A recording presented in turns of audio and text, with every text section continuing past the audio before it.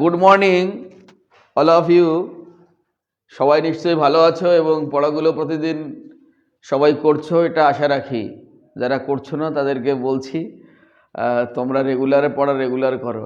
চেপে বসলে কিন্তু অনেকটা বড় হবে, আর একবার সামনে বড় পাঁচিল হয়ে গেলে তুমি কিন্তু সেটাকে মুভ করতে পারবে না।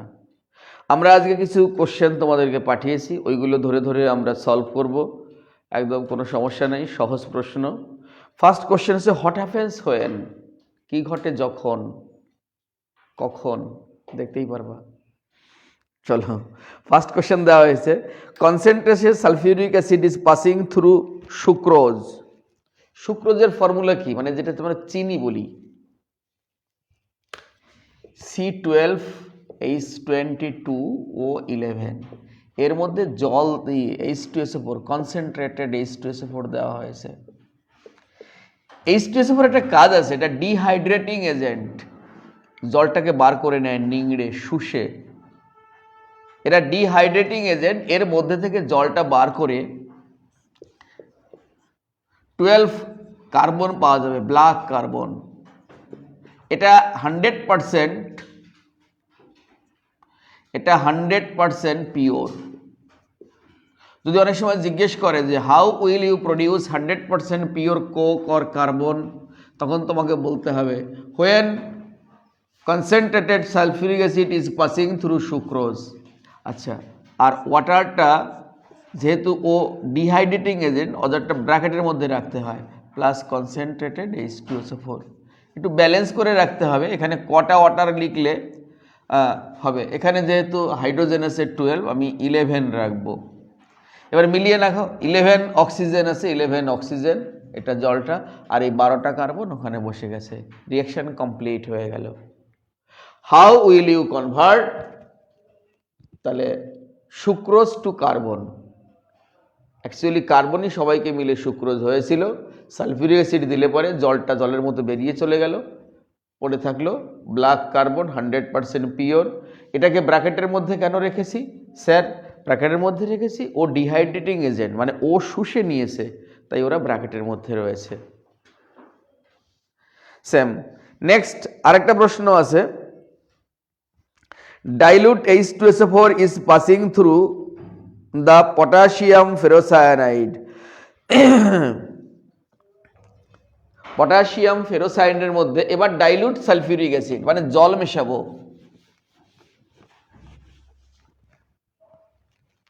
পটাশিয়ামের ফেরোসায়ানাইডের ফর্মুলা কি?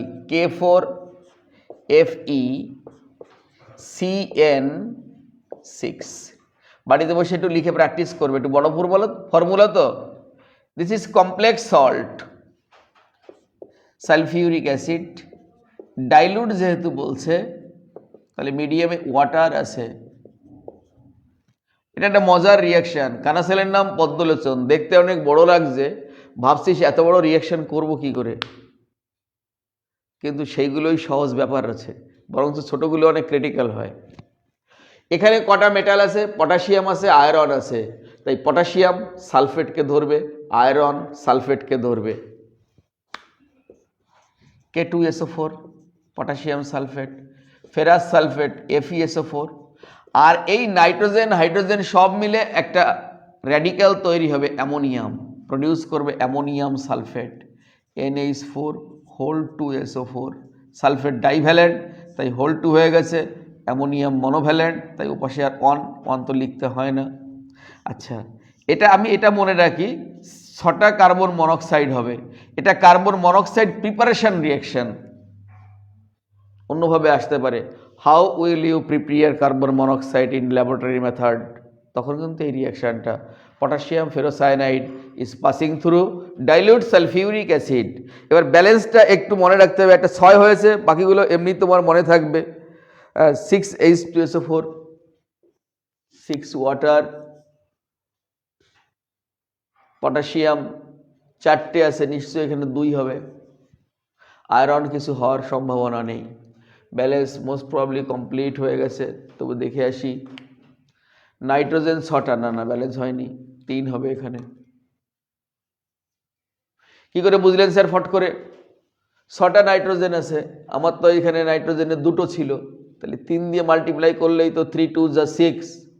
আচ্ছা, এবার বাকিগুলো দেখতে পারো। 3টে সালফেট আর এখানে 6টা সালফেট। কটা সালফেট হলো? 9টা সালফেট। 9টা সালফেট। ওপাশে যাচ্ছি কেন? 3টে সালফেট আর একটা 4টে সালফেট আর দুটো 6টা সালফেট। একবারই 6টা সালফেট লেখা আছে। Clear reaction. এটা মেইন প্রোডাকশন কিন্তু সিও, যত বড়ই বড়রা থাকুক না কেন, কারণ এটা প্রিপারেশন করার জন্য এই রিয়াকশন করা হয়েছে।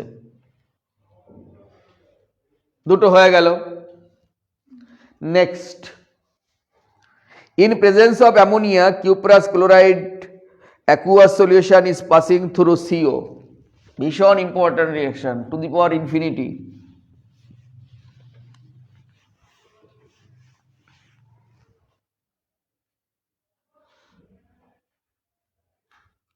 cuprous chloride Cu to Cl2, 2CO Cu to Cl2। আবার কখনো কখনো লেখা থাকে এই ফর্মুলাটা CuCl, আমরা এটা লিখেছি ডাইমার করে Cu to Cl2, cuprous chloride, 2 2 কেটে দিয়ে CuCl, এটাও কিউপ্রাস ক্লোরাইডই লেখা আছে, plus water, 4 water, in presence of ammonia. এটা অ্যাডিং কম্পাউন্ড ফর্ম করবে।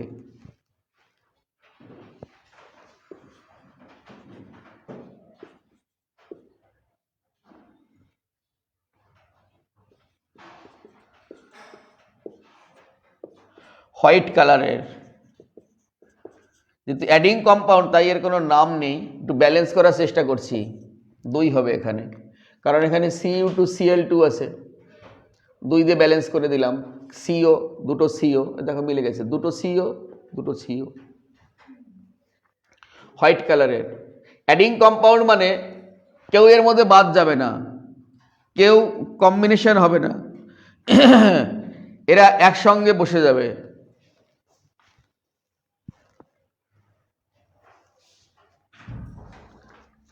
না সাবস্টিটিউশন, না এলিমিনেশন, না রিঅ্যারেঞ্জমেন্ট, কিছু হবে না। জাস্ট দেখো থাক থাক করে বসে গেছে, CuCl, CO এখানে, H2O এখানে।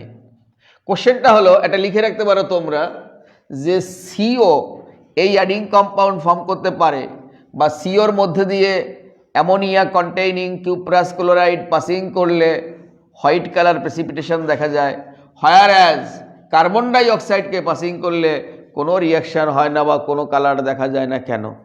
ভাষা যে যার মতো স্যারেরা ঘুরিয়ে দিতে পারে। তখন তোমাকে আগের দিন বলতে হবে, এই কোশ্চেনটা আমরা আগের দিনও করেছি, যে সিওর মধ্যে ইনকমপ্লিট ভ্যালেন্সি আছে, আনস্যাচুরেটেড ভ্যালেন্সি, কার্বনের 4টে ইলেকট্রন 4টেই কাজে খাটেনি, একটা লোন পেয়ার পড়ে আছে, একটা লোন পেয়ার পড়ে থাকে। এই লোন পেয়ার থাকার জন্য ও অ্যাডিং কম্পাউন্ড ফর্ম করতে পারে, কিন্তু কার্বন ডাই অক্সাইড তো সেটা পারে না। তাহলে সেটা এই কারণে এবার কালার পেয়ে গেছে, ওরা এবার কোশ্চেনের মধ্যে কালার ঢুকিয়ে দিল। এটা পাসিং করলে কালার পাওয়া যায় হোয়াইট কালার, কিন্তু কার্বন ডাই অক্সাইড পাসিং করলে কোনো হয় না। কেন? তখন রিয়াকশানটা লিখতে হবে, এই কথাগুলো তোমাকে তখন লিখতে হবে। কথাগুলো আমরা আগের দিন লিখিয়েছি, দেখবে খাতায় লেখা আছে ভালো করে। নেক্সট কোশ্চেন কি ছিল? অক্সালিক অ্যাসিড আর ফর্মিক অ্যাসিডের মধ্যে H2SO4, concentrated H2SO4 as a adding compound ওটা পাসিং করতে হবে। চো কার্বন এটা প্লাস H2SO4 দিলে পরে দুটো অক্সাইড হবে, CO হবে প্লাস CO2 হবে, আর ওয়াটারটাকে H2SO4, কনসেন্ট্রেটেড H2SO4 ধরবে ব্র্যাকেটের মধ্যে। এবার একটা H2SO4 আছে, একটাই তো দেখে নিতে পারো ব্যালেন্স হয়েছে কিনা। কার্বন সংখ্যা 2 আর 1 3 4 ব্যালেন্স হয়ে গেছে, হাইড্রোজেন দুটো। যখনই HCOH হবে ফর্মিক অ্যাসিড, H2SO4, তখন শুধু কার্বন মনোক্সাইড হবে plus concentrated H2SO4 plus H2O, এরকম হতে পারে। ব্যালেন্স দেখে নেওয়া হয়েছে কিনা, ব্যালেন্স ঠিক আছে। একটা কার্বন, এখানেও তো একটা কার্বন আছে, দুটো অক্সিজেন আছে, এই যে একটা আবার এই যে একটা চলে গেছে। এগুলো ডিহাইড্রেটিং রিয়াকশান, এরা জলটাকে নিংড়ে বার করে নিয়ে এটা প্রডিউস করে দিয়েছে। তাহলে যদি তুমি, এটার নাম অক্সালিক অ্যাসিড, অক্সালিক অ্যাসিড, চো COOH, আর এটার নাম ফর্মিক অ্যাসিড। তাহলে oxalic acid or formic acid is passing through concentrated H2SO4, then produce ফার্স্টেরটায় carbon monoxide and carbon dioxide both, আর দ্বিতীয়টায় শুধু carbon monoxide. Next question, at 150 degree centigrade, 150 atm pressure and 200 degree temperature, ammonia is passing through carbon dioxide. Urea producing হবে, দুটো স্টেপে রিঅ্যাকশনটা হবে। Ammonia, carbon dioxide, 150 atm, 200 degree centigrade temperature, ammonium carbamate NH2 COONH4।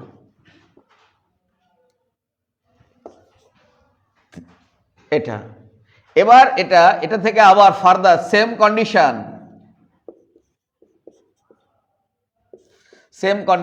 150 atm pressure, 200 degree centigrade temperature, water বেরিয়ে যাবে। এটা ইউরিয়ার formula CONH2 whole 2, CONH2 whole 2, এটাকে ভেঙে লেখা আছে, প্লাস ওয়াটার। অ্যামোনিয়াম কার্বামেট, এই যে অ্যামোনিয়াম এপাশে যা থাকবে সেইটা দিয়ে নামটা লেখা হয়, তাই অ্যামোনিয়াম কার্বনেট না, কার্বামেট,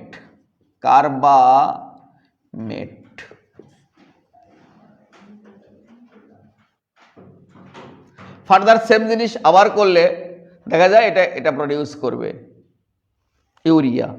এটাই ইউরিয়ার ফর্মুলা CONH2 হোল 2। এটা একটু বাড়িতে বসে লিখতে পড়তে হবে, ইনঅর্গানিকের রিঅ্যাকশন তো, নাহলে হাতে কম উঠবে, একটা শব্দ লিখতে গেলে আর একটা খুঁজে পাবি না। Next, hydrogen peroxide passing through potassium permanganate solution, এটা আমরা হাইড্রোজেন পারঅক্সাইডে পড়ে আসছিলাম। এর দুটো প্রপার্টিস থাকে, রিডিউসিং, অক্সিডাইজিং, তোমরা এটা জানো। পরের রিঅ্যাকশনটা ঠিক তাই, আবার না বুঝলে বুঝিয়ে দেবো, দেখবে বোঝানো আছে আগের ভিডিওগুলোতে। হ্যাঁ, নেক্সট একদম পিওর এই চ্যাপ্টারের reaction, slaked lime is passing through carbon dioxide, চুনের জলের মধ্য দিয়ে কার্বন ডাইঅক্সাইডকে চালনা করলে কি হবে? চুনের জল মানে কি? ক্যালসিয়াম হাইড্রোক্সাইড, এর মধ্যে দিয়ে কার্বন ডাইঅক্সাইড, এটা দেখবে ঘোলাটে হয়ে যায়,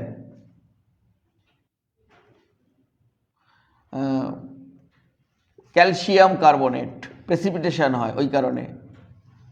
আর ওয়াটার, ব্যালেন্সটা করে দেখতে পারো, 3 আর 1 4, 2 আর 2 4, ব্যালেন্স ঠিক আছে। কিন্তু ফার্দার যদি এর মধ্যে আবার এক্সেস কার্বন ডাইঅক্সাইড প্রডিউস করো, তাহলে হয়ে যাবে ক্যালসিয়াম বাইকার্বনেট, এটা ট্রান্সপারেন্ট হয়ে যাবে, HCO3 হোল 2। আচ্ছা, এবার দেখে নেই ব্যালেন্সটা ঠিক আছে কিনা। ক্যালসিয়াম কার্বনেট, দুটো কার্বনেট বলতে চাইছে, মানে আরেকটা ফর্ম আছে এর মধ্যে, এই যে CO3 আছে হাইড্রোজেন, শুধু এটাই প্রডিউসিং হবে। এটা যেমন ইনসলিউবেল, এই যে প্রেসিপিটেশন পড়েছে মানে কি ইনসলিউবেল বলে এই সলিউশনটা দেখতে ঘোলাটে হয়ে যাবে। আর এটা একদম ট্রান্সপারেন্ট, এটা সলিউবেল, তাই ট্রান্সপারেন্ট মানে আবার স্বচ্ছ হয়ে যাবে, যেমন জল দেখতে ছিল ওরকমই হয়ে যাবে দেখতে, কারণ এটা সলিউবেল হলে একদম সেরকমই দেখতে হয়ে যায়। তাহলে প্রথমবারে হয়ে যায় ক্যালসিয়াম কার্বনেট, এক্সেস চালনা করলে হয়ে যাবে ক্যালসিয়াম বাইকার্বনেট, এটা সলিউবেল বলে একদম স্বচ্ছ হয়ে যাবে কাচের মতো।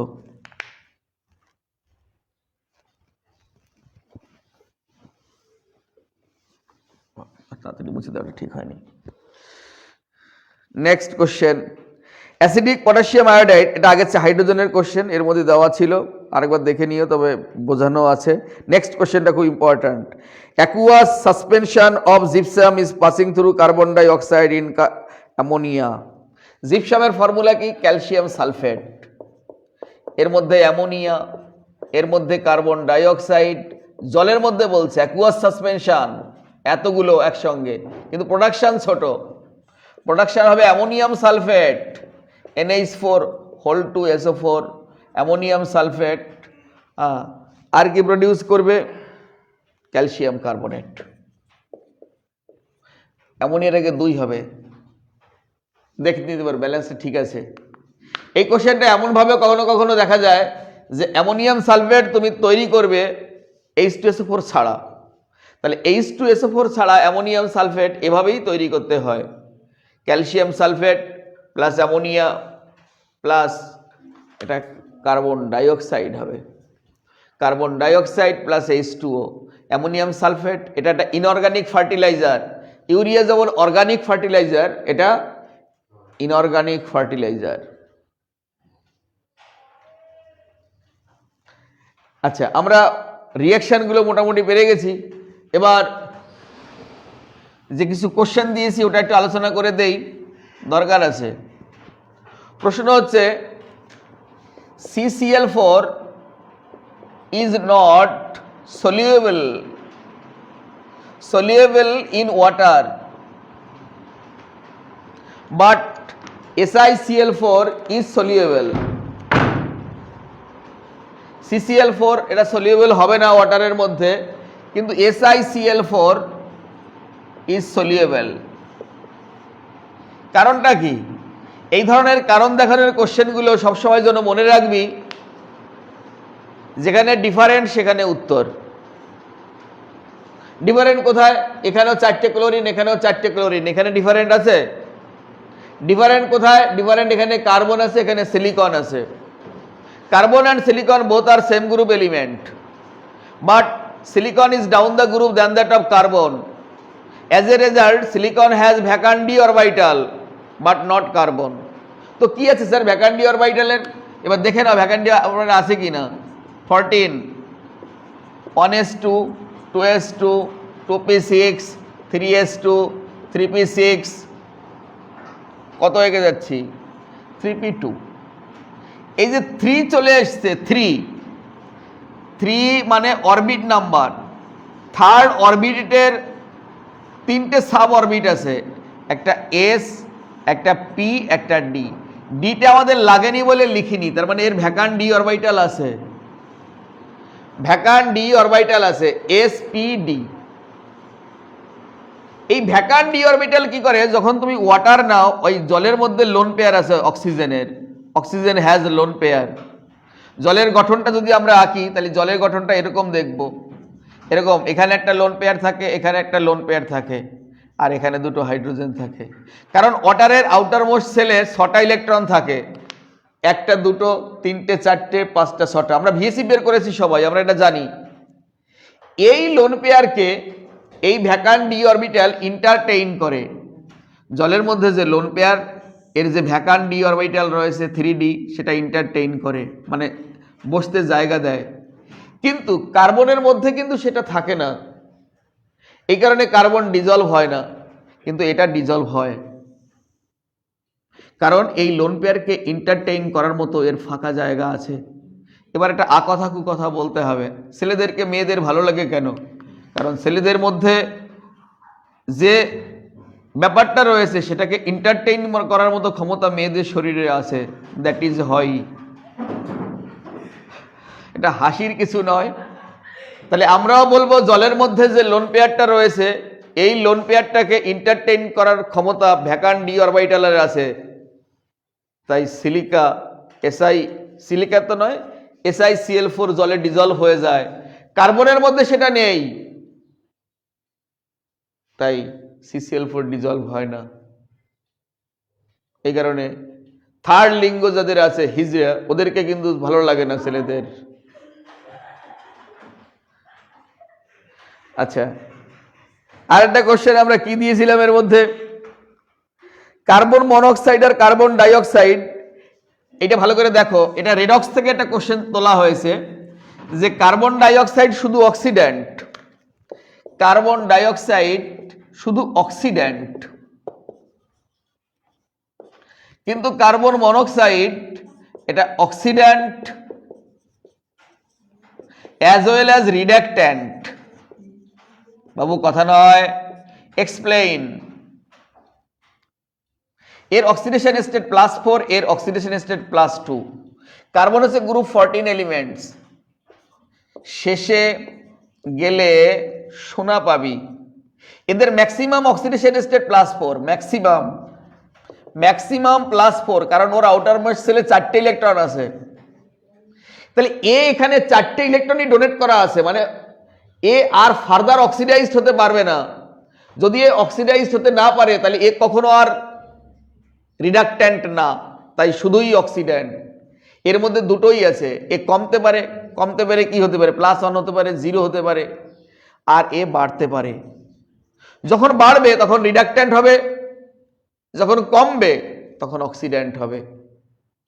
দুটো এক্সাম্পল সহ এই কথাগুলো দিয়ে লিখিয়ে দেবে ভালো করে, যে carbon monoxide having central elements carbon whose oxidation state is +2, so opportunity to oxidized and reduced both. When it is oxidized, then acts as a reductant. When it is reduced, then acts as a oxidant. যখন reduced হয় তখন oxidant, আর যখন oxidised হয় তখন রিডাক্ট্যান্ট। Important question. আচ্ছা, এইবার আমরা carbon monoxide থেকে কি করে কার্বন ডাইঅক্সাইড বানাবো, লাস্ট কোশ্চেন ছিল বোধহয় এটা। আর কার্বন ডাইঅক্সাইড থেকে কি করে কার্বন মনোক্সাইড বানাবো। কার্বন ডাইঅক্সাইডকে কোকের মধ্যে চালনা করলে 2CO হয়ে যাবে, 2CO। তার মানে এটা রিয়াকশন ব্যালেন্স করতে পারে, ব্যালেন্স আছে। আচ্ছা, এবার কার্বন মনোক্সাইডকে যদি কিউপ্রাক অক্সাইডের মধ্যে চালনা করো তাহলে হয়ে যাবে কার্বন ডাইঅক্সাইড, আর সিইউ পড়ে থাকবে। ইন্টার কনভার্সন হয়ে গেল। কার্বন ডাইঅক্সাইড কে কার্বনের মধ্যে দিয়ে আবার কোক চূর্ণ সহযোগে চালনা করলে সিও। তার মানে কোনো জায়গায় যদি সিও পড়ে থাকে, CO2 পড়ে থাকে, যদি তুমি কোকের মধ্যে চালনা করো সব সিও হয়ে যাবে, পাইকারি হারে সিও হয়ে যাবে।